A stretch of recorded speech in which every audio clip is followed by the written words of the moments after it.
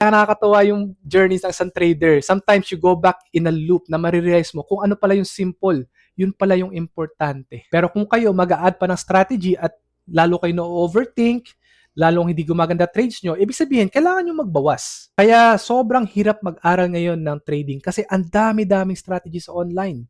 Ang dami-dami nakiklaim to be mentors, they're the best, this and that. Kayo mismo nagpo-prove sa sarili nyo, something so simple like candlestick works.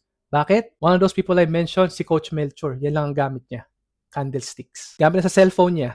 Cellphone, candlesticks, yun lang. If you are looking for reliable forex trading education, dito tayo sa iPro. Bakit? We teach quality knowledge for free!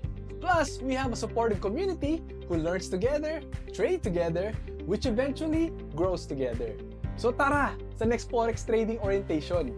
Click the link sa description or comment section to save your spot now. See you sa next bootcamp, Kaya Pro!